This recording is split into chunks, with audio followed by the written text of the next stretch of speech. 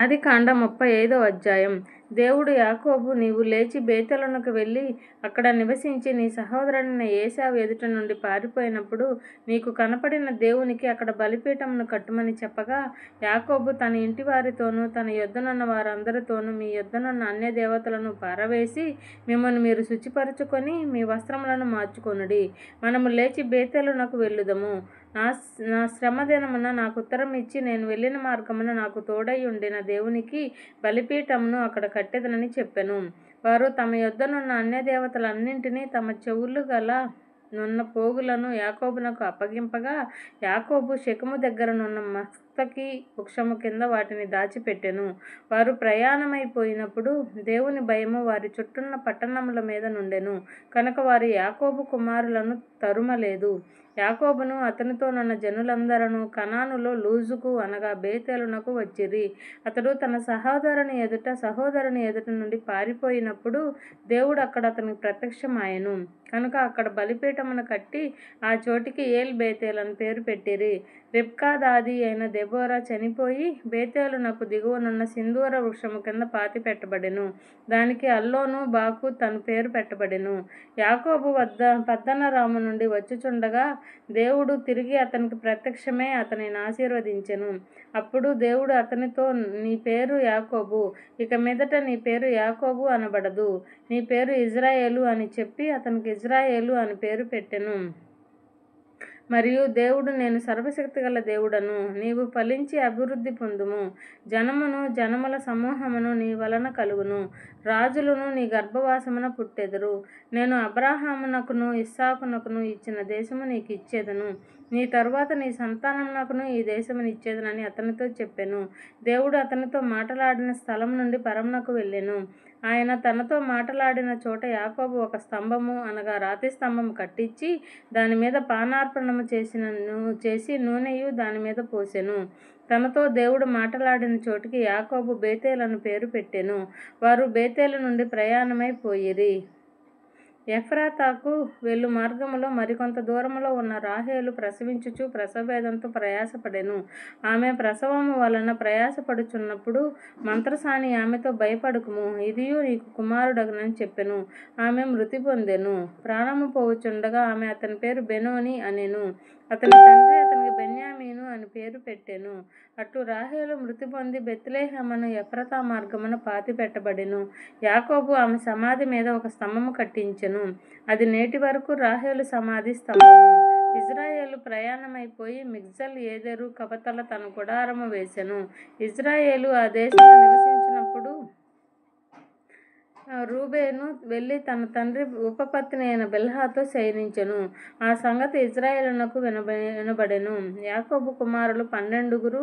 యాకోబు జ్యేష్ఠ కుమారుడగు రూబేను, షిమ్యోను, లేవి, యూదా, ఇస్సాకారు, బెబూలోను వీరు లేయా కుమారులు. రాహేలు కుమారులు యోసేపు, బెన్యామీను. రాహేలు దాసి అయిన బిల్హా కుమారులు దాను, నప్తాలి. లేయా దాసి అయిన జిల్పా కుమారులు గాదు, ఆషేరు. వీరు పద్దనరాములో యాకోబునకు పుట్టిన కుమారులు. అబ్రహామును ఇస్సాకును పరదేశులయ్యుండిన మమ్రేలో కిర్యతర్బాకు తన తండ్రి అయిన ఇస్సాకు నద్దకు యాకోబు వచ్చెను. అదే హెబ్రోను. ఇస్సాకు బ్రతికిన దినములు 180 సంవత్సరములు. ఇస్సాకు కాలము నిండిన వృద్ధుడై ప్రాణము విడిచి మృతి పొంది తన పితరుల యొద్దకు చేర్చబడెను. అతని కుమారులైన ఏశావు, యాకోబులు అతన్ని పాతిపెట్టిరి. ఆదికాండం 36వ అధ్యాయం. ఎదోమాను ఏశావు వంశాలి ఇదే. ఏశావు కనాను కుమార్తెలలో హిత్తీయుడైన ఎలోను కుమార్తెయగు ఆదాను, హివ్వీయుడైన సిబ్యోను కుమార్తె అయిన అనా కుమార్తెయగు అహోలీబాను, ఇష్మాయేలు కుమార్తెయు నెబాయోతు సహోదరియు నైన బాసెమతును పెండ్లి ఆడెను. ఆదా ఏశావునకు ఎలీఫజును కనెను. బాసెమతు రగూయేలును కనెను. అహోలీబాను యాషూను, యాలాము, కోరహును కనెను. కనాను దేశంలో ఏశావునకు పుట్టిన కుమారులు వీరే. ఏశావు తన భార్యలను, తన కుమార్తెలను, తన ఇంటి వారినందరినీ, తన మందలను, తన సమస్త పశువులను, తాను కనాను దేశంలో సంపాదించిన ఆస్తి యావత్తును తీసుకొని తన తమ్ముడైన యాకోబు ఎదుట నుండి మరి ఒక దేశమునకు వెళ్ళిపోయెను. వారు విస్తారమైన సంపద గలవారు కనుక వారు కలిసి నివసింపలేకపోయిరి. వారి పశువులు విశేషమైనందున వారు పరదేశులై ఉండిన భూమి వారిని భరింపలేకపోయెను. అప్పుడు ఏశావు శేయూరు మన్యములో నివసించెను. ఏశావు అనగా ఏదోము. శేయూరు మన్యములో నివసించిన ఏదోమీయుల తండ్రి అయిన ఏశావు వంశావళి ఇదే. ఏశావు కుమారుల పేరులు ఇవే. ఏశావు భార్య అయిన ఆదా కుమారుడగు ఎలీఫజును, ఏశావు భార్య అయిన బాషెమతు కుమారుడగు రగూయేలును. ఎలీఫజు కుమారులు తేమాను, ఓమారు, సెపోగాతాము, కనజు, తిమ్నా ఏశావు కుమారులైన ఎలీఫజునకు ఉపపత్ని. ఆమె ఎలీఫజుకు అమాలేకును కనెను. వీరు ఏశావు భార్య అయిన ఆదా కుమారులు. రగూయేలు కుమారులు నహతు, జెరషు, షమ్మా, మిజ్జా. వీరు ఏశావు భార్య అయిన బాషెమతు కుమారులు. ఏశావు భార్యయు సిబియోను కుమార్తెయగు అనా కుమార్తెయునైన అహోలీబాను కుమారులు ఎవరనగా ఆమె ఏశావునకు కనిన యాషు, యాలాము, కోరహు. ఏశావు కుమారులలో వీరు నాయకులు. ఏశావు ప్రథమ కుమారుడైన ఎలీఫజు కుమారులు తేమాను నాయకుడు, ఓమారు నాయకుడు, సెఫో నాయకుడు, కనజు నాయకుడు, కొరహు నాయకుడు, గాతాము నాయకుడు, అమాలేకు నాయకుడు. వీరు ఏదోము దేశమందు ఎలీఫజు నాయకులు. వీరు ఆదా కుమారులు. వీరు ఏశావు కుమారుడైన రగూయేలు కుమారులు. సహతు నాయకుడు, జరహు నాయకుడు, షమ్మా నాయకుడు, మిజ్జా నాయకుడు. వీరు ఏదోమ దేశమందు రగూయేలు సంతానపు నాయకులు. వీరు ఏశావు భార్య అయిన బాషెమతు కుమారులు. వీరు ఏశావు భార్య అయిన అహోలీబామా కుమారులు. యాషు నాయకుడు, యుగ్లాము నాయకుడు, కొరహు నాయకుడు. వీరు అనా కుమార్తెయు ఏశావు భార్య అయిన అహోలీబామా పుత్ర సంతానపు నాయకులు. ఎదోమను ఏశావు కుమారులు వీరు. వారి వారి సంతానపు నాయకులు వీరు. ఆ దేశ నివాసులైన హోరీయుడైన శేయూరు కుమారులు లోతాను, శోబాలు, సిబ్యోను, అనా, దిషోను, ఏసెరు, దీషాను. వీరు ఎదోమ దేశమందు శేయూరు పుత్రులైన హోరీయుల నాయకులు. లోతాను కుమారులు హోరీ, హేమీము. లోతాను సహోదరి తిమ్నా.